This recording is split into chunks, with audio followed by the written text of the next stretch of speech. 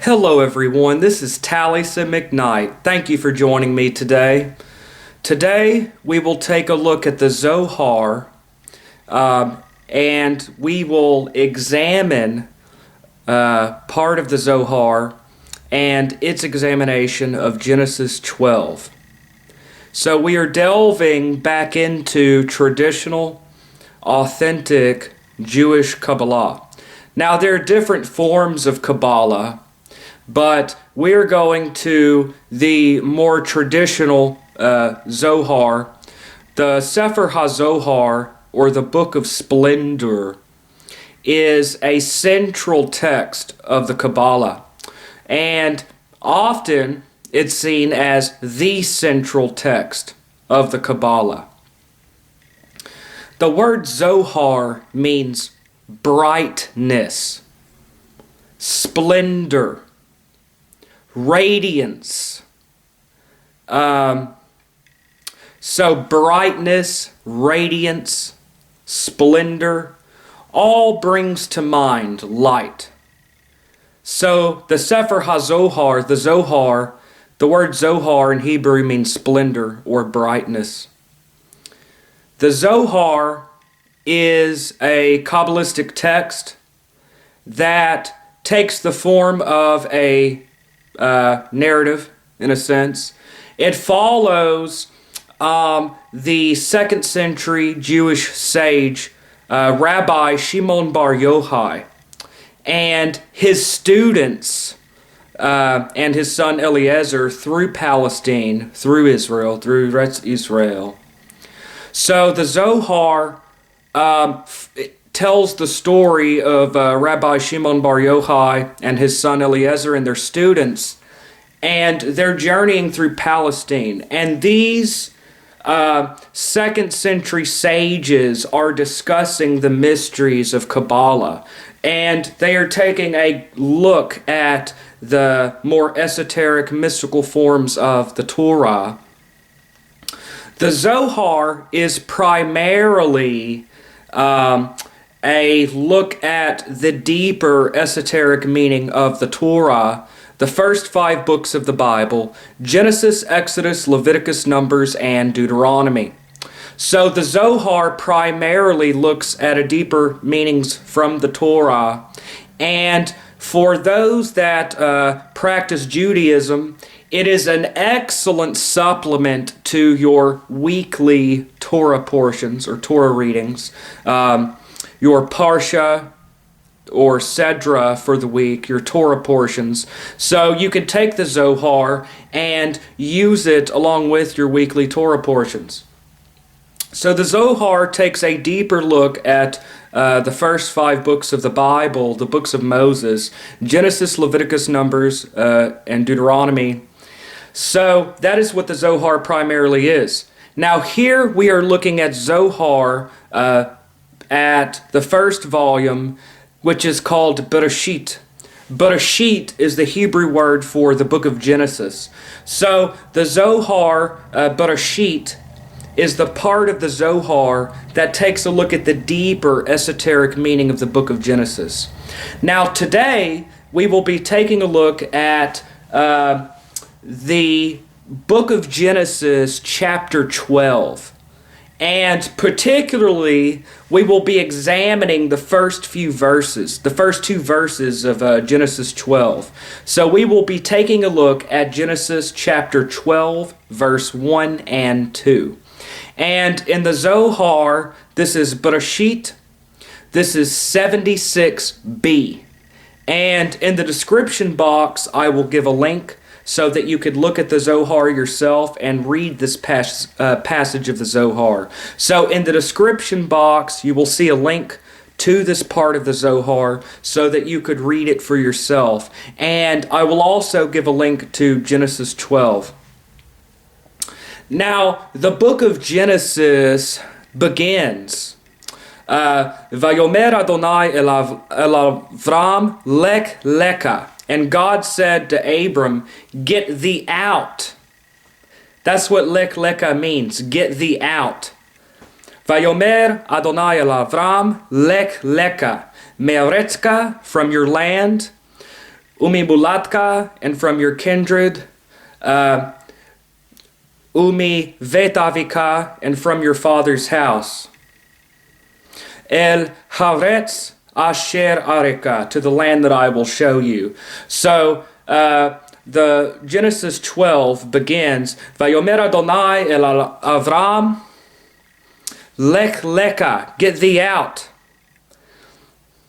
Me'aretzka, umi mulatka, umi vetavika, el haaretz asher areka.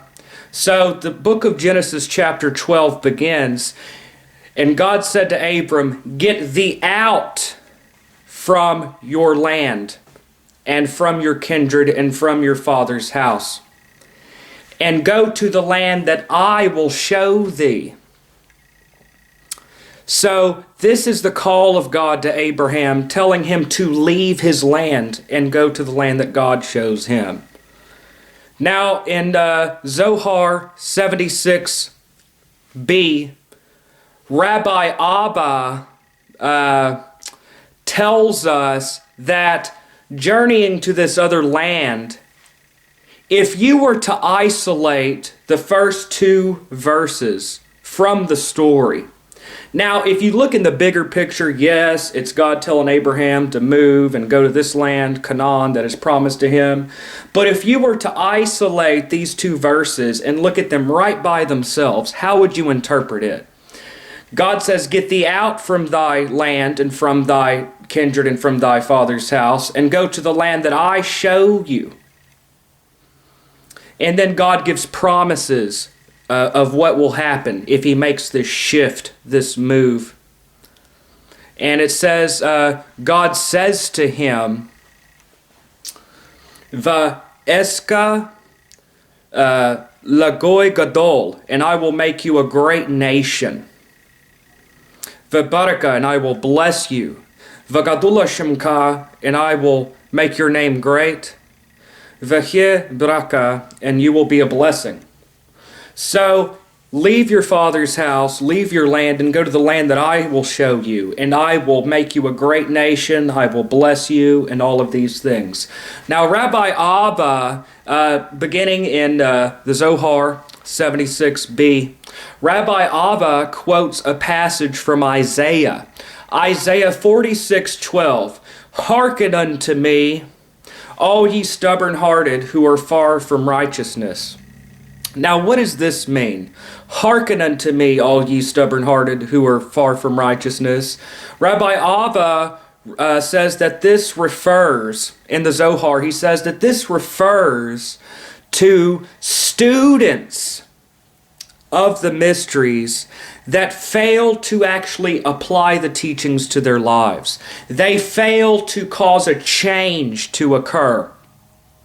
While it's good to read books on Kabbalah, while it's good to study and to learn, students of the mysteries that fail to actually have a shift within themselves, people that are students that fail to move, to have a shift, an actual change in their lives, so that you actually have to apply the principles. So moving from your father's house and from your land and from your kindred to the land that I will show you involves an inward shift, an actual change within yourself. And that if you could cause this change to occur within yourself, then you will get these promises. Hearken unto me, all ye stubborn-hearted who are far from righteousness, refers to students of the Kabbalah, students of the mysteries that fail to actually cause a change to occur in their lives. So a lot of people think that, well, I'm studying the Kabbalah and I'm feeling enlightened. I'm feeling spiritually uplifted. Well, you actually have to have a change to occur in your life. And Rabbi Abba says that this is what this means. Get thee out, Lekh Lekha. Get thee out, Me'aretzka, from your land. Umi mulatka, and from your kindred. Get out from your kindred. Umi vetavika, and get out from your father's house. El haretz asher areka, to the land that I will show you. So there is, if you make this shift, this actual change to occur within your life, then you will get the promises from God. Aske la goy gadol, and I will make you a great nation. V'baraka, and I will bless you. V'gadula shemka, and I will make your name great. V'chibraka, and you will be a blessing. So that is an esoteric look at the meaning. Now, of course, if you look literally and you just look in the bigger picture of the story, yes, it's just him moving to this land and God shows him the land that he was promised. But if you were to isolate these two verses by themselves out of the story, get out from your father's house and from your land to the land I will show you, and I will bless you and make of you a great nation. So you actually have to have a change that occurs within your life. Now, so the Zohar, that is what that says. Now, there are different ways to look at this. That is just one esoteric interpretation. The Zohar is primarily a deeper look at the Bible, at the Torah, and what the Torah means to say on a deeper, esoteric, symbolic level. And there still is the literal interpretation, but there is also this deeper layer of meaning that is there. Now, the Zohar does not just give one interpretation of any one verse. There are several interpretations. The Zohar tells the story of these traveling rabbis, and they're actually arguing with each other. So the Zohar does not simply say, oh, this verse means this. No. The Zohar has this rabbi say, well, the deeper meaning of this verse is this. And then Rabbi Yehuda in the Zohar will say, no, you're wrong. This is the esoteric meaning of that verse. And then Rabbi Shimon will say, no, this is the deeper meaning. And so you get different glimpses at the deeper interpretation of the Torah. So we actually have to have a change, a shift within ourselves to occur. And so that if we actually leave your life, our lives as it is now, is our land. This is our kindred, our Father's house, where we are now.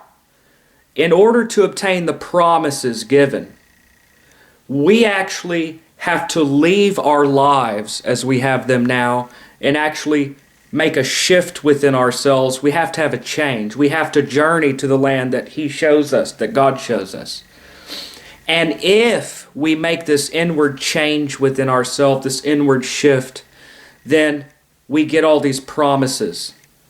And I will bless you and keep you and all of that. Now, could you imagine if Abraham did not leave? Could you imagine if Abraham just stayed in the state that he was in? He remained in his own land, what he was familiar with, his kindred, his father's house. Imagine if Abraham had never left and went on this journey to Canaan, the promised land. If he had never made this shift from what he was comfortable with, then none of this would have occurred.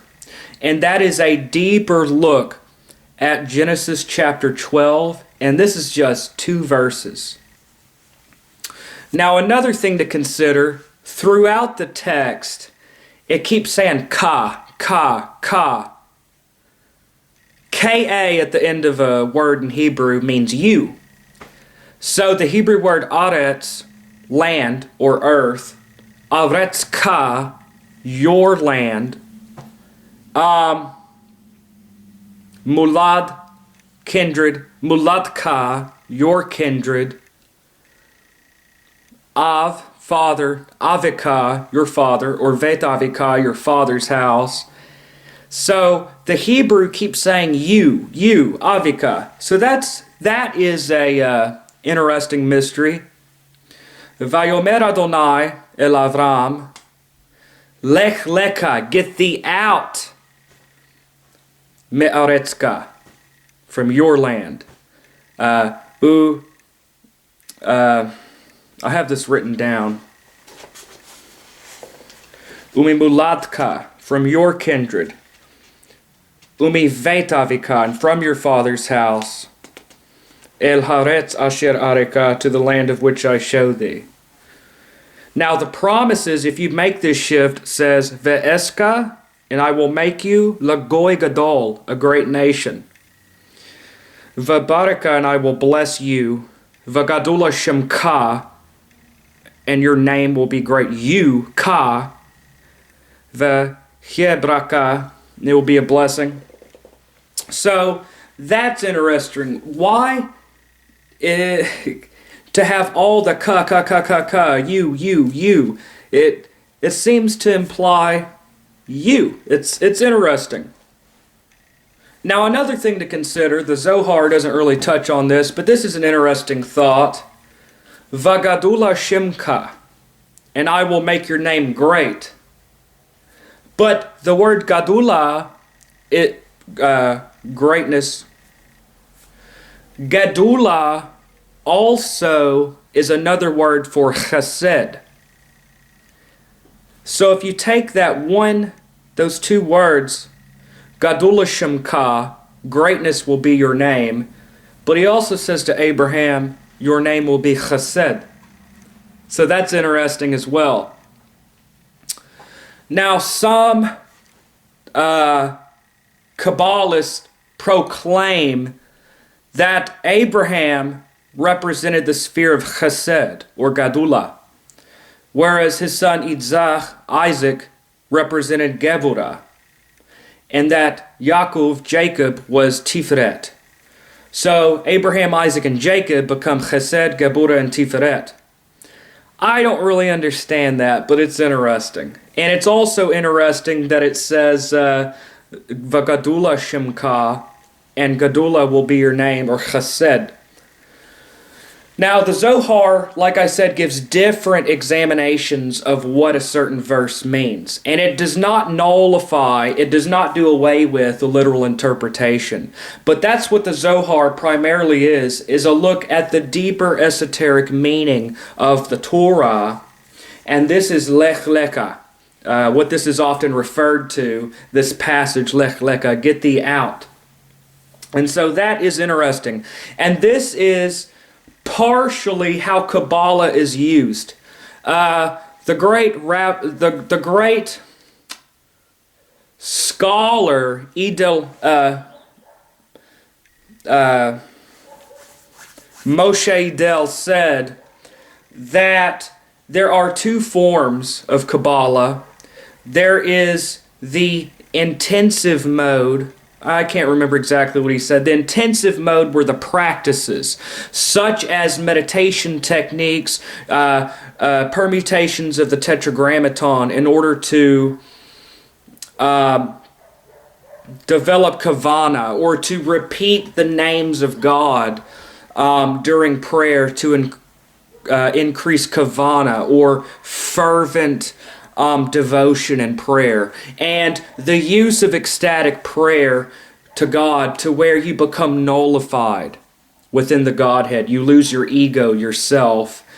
These practices is the intensive mode, whereas this other aspect is the look at sacred texts. So Kabbalah is a practice and an analysis, and this tells you to actually make a shift, a change in yourself. And how common is it?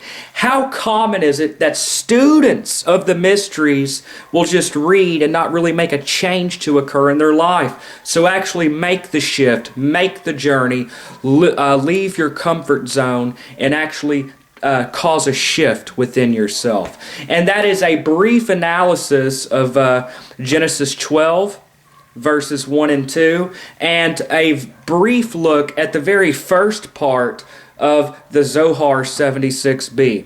And we will get more into the Zohar. Thank you for joining me. And once again, this is Taliesin McKnight.